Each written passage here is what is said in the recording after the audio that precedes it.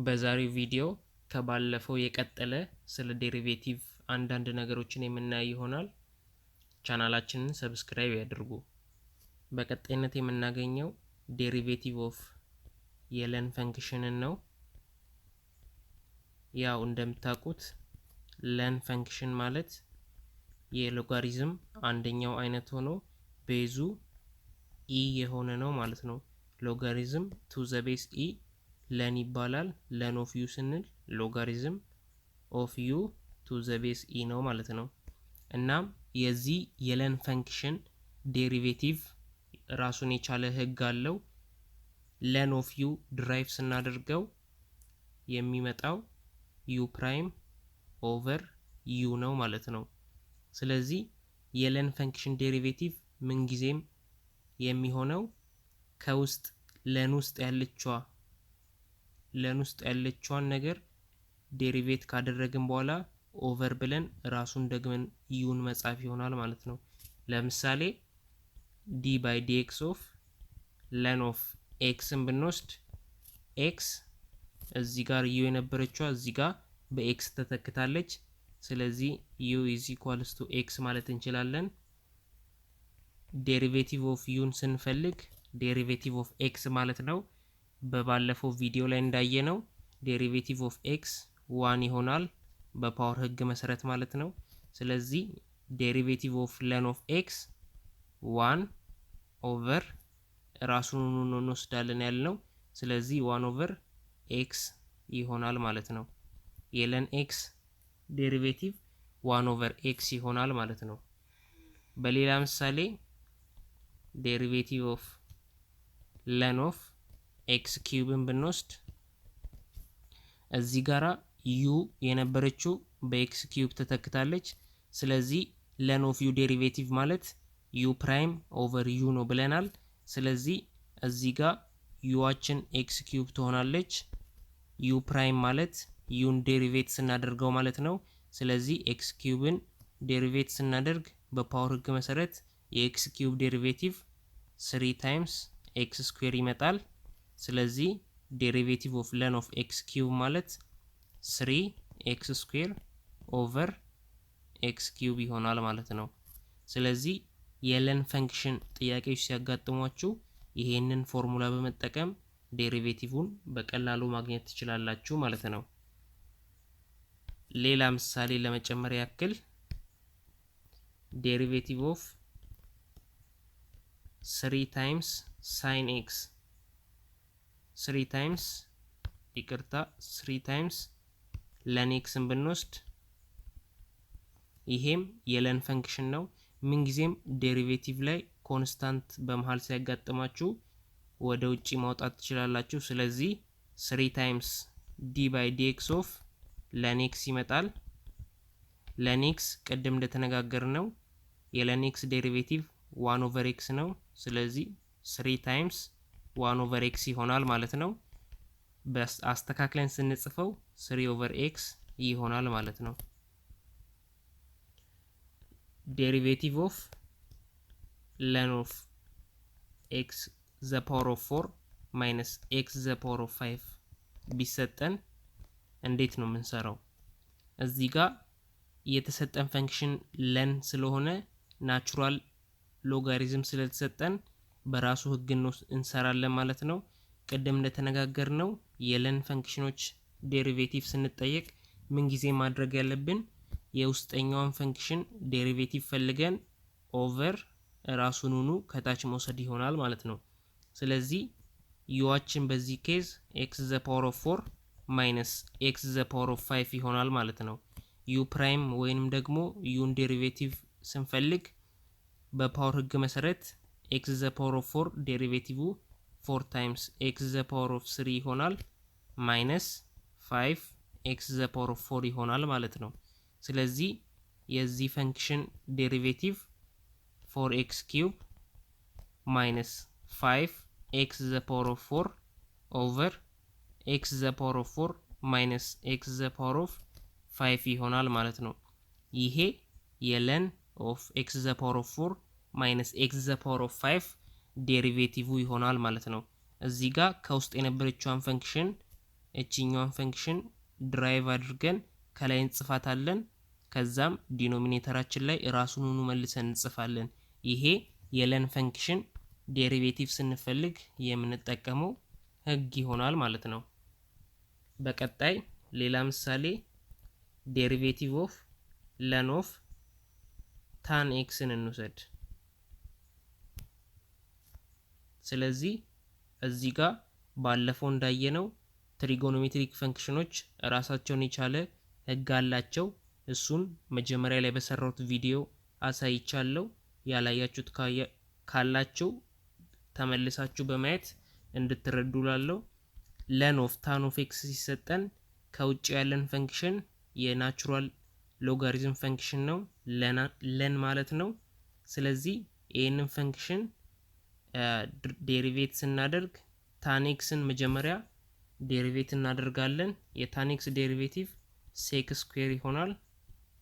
ሴክ ስኩዌር ኦፍ ኤክስ ኦቨር ብለን መልሰን የውስጠኛውን እንጽፋለን ማለት ነው። ታን ኦፍ ኤክስ ይሆናል ማለት ነው። ስለዚህ ለን ኦፍ ታን ኦፍ ኤክስ ዴሪቬቲቭ ስንፈልግ ሴካንድ ስኩዌር ኦፍ ኤክስ ኦቨር ታን ኦፍ ኤክስ ይሆናል።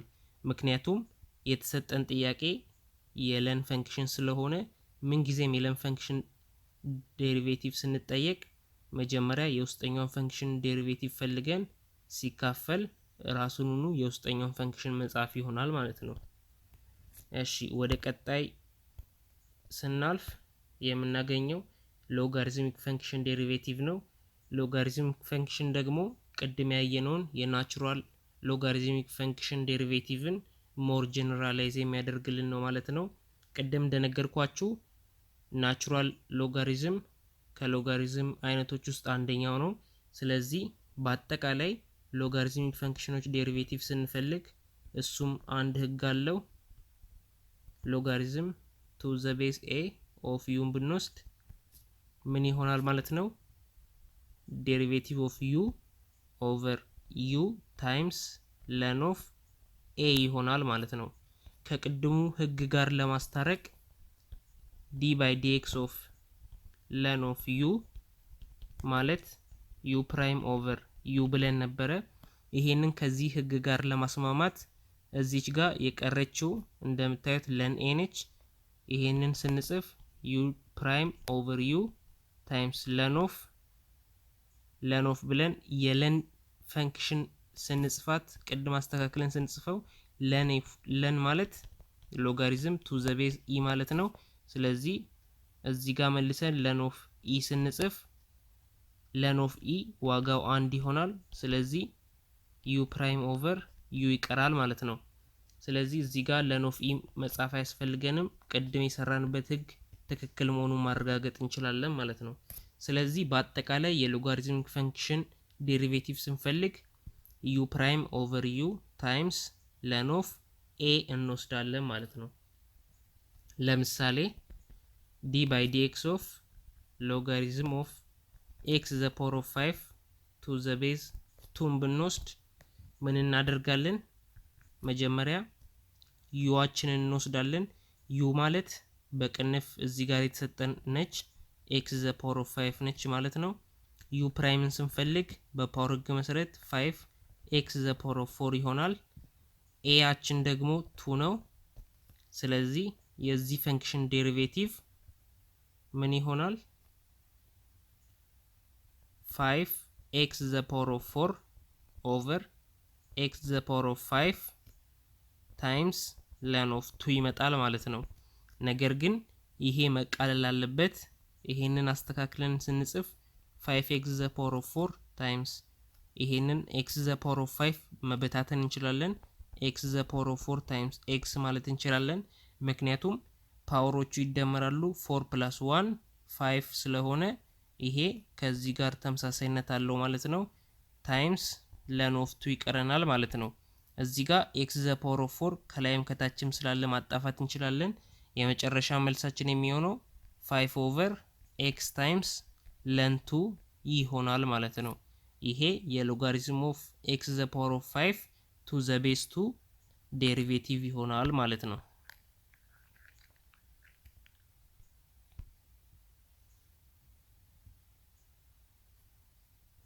ለምሳሌ d by dx of logarithm of x cube plus 4x square to the base 4 ቢሰጠን እንዴት ነው የምንሰራው? ስለዚህ ይሄን በተመሳሳይ መልኩ u የሚሆንልን ከውስጥ ያለችው ፈንክሽን ነች። ስለዚህ u is equal to x cube plus 4x square ይሆናል ማለት ነው። u ፕራይምን ስንፈልግ ቀጥታ ይሄንን ዴሪቬት ማድረግ ነው። ስለዚህ x cube ዴሪቬት ስናደርግ 3x square ይሆናል ፕላስ 8x ይኖረናል ማለት ነው። እዚህ ጋራ a አችን 4 ትኖራለች ማለት ነው። ስለዚህ የዚህ ፈንክሽን ዴሪቬቲቭ u ፕራይማችን 3x square plus 8x over x cube plus 4x square times ln of 4 ይኖረናል ማለት ነው። ስለዚህ ይሄ ትክክለኛ መልሳችን ይሆነናል ማለት ነው። ነገር ግን ለማቃለል ያክል እዚህ ጋር ተመሳሳይ x አለን። xን ኮመን ብናወጣ 3x ይኖረናል ፕላስ 8 ይኖረናል ማለት ነው። ኦቨር እዚህ ጋር ደግሞ x ስኩዌርን ማውጣት እንችላለን። ምክንያቱም እዚህ ጋር ያለችው ማባዛት ነች። እነሱ መሃል ይሄኛው በቅንፍ ያለው ፈንክሽን መሃል ደግሞ የፕላስ ሳይን ስላለ የሁለቱ የጋራ x ስኩዌር ይኖረናል። x ስኩዌርን የጋራ ብናወጣ ከx ኪዩቡ ላይ x ይቀረናል ፕላስ 4 ይሆናል ማለት ነው። ታይምስ ለን 4 ይኖረናል። እዚህ ጋር x ስናጣፋ እቺ ትጠፋለች። ስለዚህ 3x plus 8 over x plus 4 times ln of 4 የመጨረሻ መልሳችን ይሆናል ማለት ነው።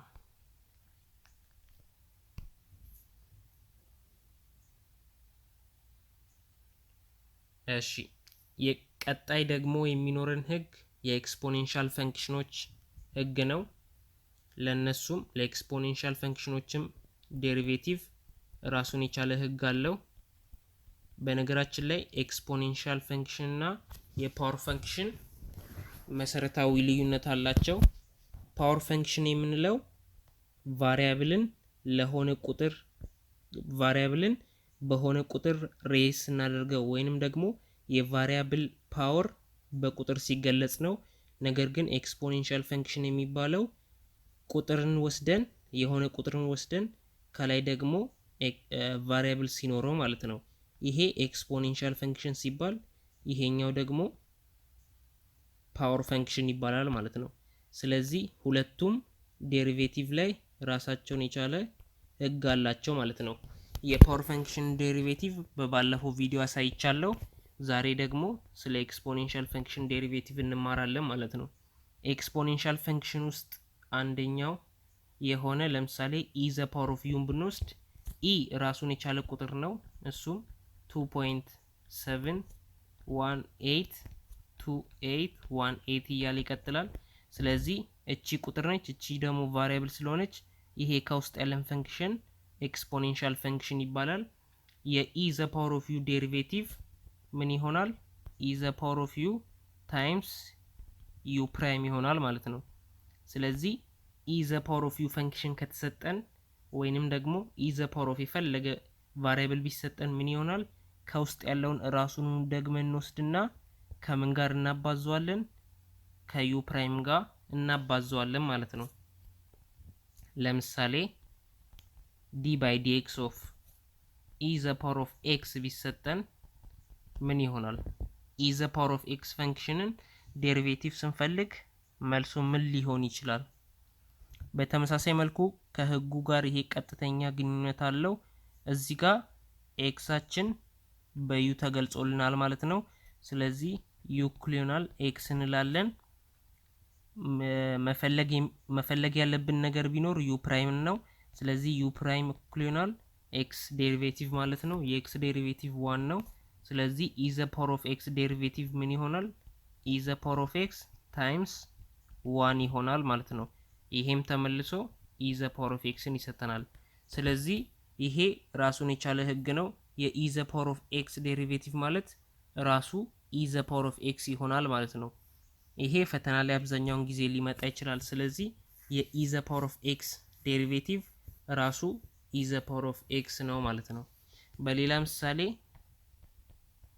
ዴሪቬቲቭ ኦፍ the power of 2x ብንወስድ እዚህ ጋር ዩአችን በዚህ ጥያቄ መሰረት 2x ይሆናል ማለት ነው። ዩ ፕራይማችን ደግሞ የ2x ዴሪቬቲቭ 2 ትሆናለች። ዩ ፕራይማችን 2 ይሆናል ማለት ነው። ስለዚህ the power of 2x ዴሪቬቲቭ ስንፈልግ the power of 2x ታይምስ 2 ይኖረናል ማለት ነው። ይሄ 2 the power of 2x ብለን መጻፍ እንችላለን። ስለዚህ እነኚህ ምሳሌዎች የኤክስፖኔንሻል ፈንክሽን ዴሪቬቲቭ እንዴት እንደምንፈልግ ያሳዩናል። ይሄንን ኤክስፖኔንሻል ፈንክሽን ዴሪቬቲቭ ደግሞ ልክ እንደ ሎጋሪትሚክ ፈንክሽኑ ሞር ጀነራላይዝ ለማድረግ ብለን የወሰድናትን ቁጥር በኖርማል ቁጥር ለመተካት እንሞክር። ለምሳሌ d by dx of a the power of u ብንወስድ a ማንኛውንም ቁጥር ይወክልልናል። ግን ቅድም እንደነገርኳችሁ አንድ ራሱን የቻለ ቁጥር ነው። a የትኛውንም ቁጥር ወክሎ ይቀመጣል ማለት ነው። ስለዚህ a the power of u ፈንክሽን ሲሰጠን ዴሪቬቲቭ የሚሆነው ተመሳሳይ ነው ከe the power of u ጋር a the power of u ታይምስ u ፕራይም ይሆናል። ነገር ግን የሚለየው እዚች ጋር n የn ናቹራል ሎጋሪትም እንወስዳለን ማለት ነው። len of a እንወስዳለን ማለት ነው። እዚህ ጋራ the power of u ፈንክሽን ዴሪቬቲቭ ስንፈልግ the power of u ብለን the power of u ታይምስ u ፕራይም ይሆናል ብለን ነበረ። እዚህ ጋር በዚህ ህግ መሰረት len of a እንዳለው len of e መውሰድ እንችላለን። ነገር ግን len of e ዋጋው አንድ ስለሆነ በዚህ ላይ አያስፈልግም ማለት ነው። ስለዚህ the power of u ፈንክሽን ዴሪቬቲቭ the power of u ታይምስ u ፕራይም ብቻ ሆኖ ይቀራል ማለት ነው። ለምሳሌ d by dx of derivative of 5 the power of x ብንወስድ እዚህ ጋር aችን 5 ነው፣ uአችን ደግሞ x ነው። ስለዚህ መልሳችን የሚሆነው a the power of u ማለትም 5 the power of x times u prime x prime ማለት ነው አንድ ይሆናል። የዴሪቬቲቭ ኦፍ x ማለት ነው ታይምስ len of a ይለናል len of 5 ይሆናል ማለት ነው።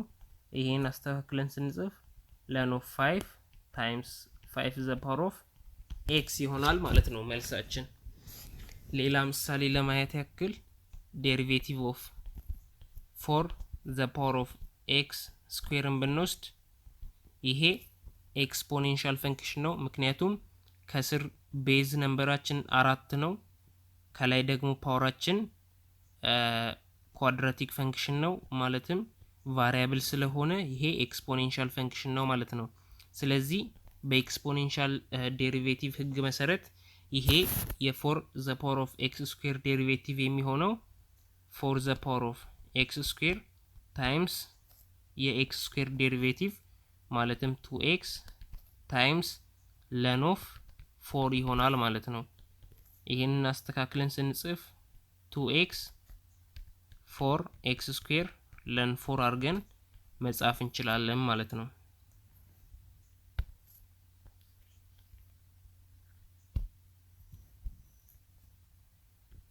ዴሪቬቲቭ ኦፍ 7 the power of x the power of 4 ቢሰጠንስ የዚህ ዴሪቬቲቭ ቀደም እንደሰራ ነው 7 x the power of 4 እንወስዳለን። x the power of 4 ዴሪቬቲቭ ደግሞ 4 x cube ይኖረናል። ከዛም len of 7 እንወስዳለን ማለት ነው። ስለዚህ አሁን በሰራናቸው ምሳሌዎች መሰረት የኤክስፖኔንሻል ፈንክሽኖች ዴሪቬቲቭ ግልጽ የሆነ ይመስለኛል።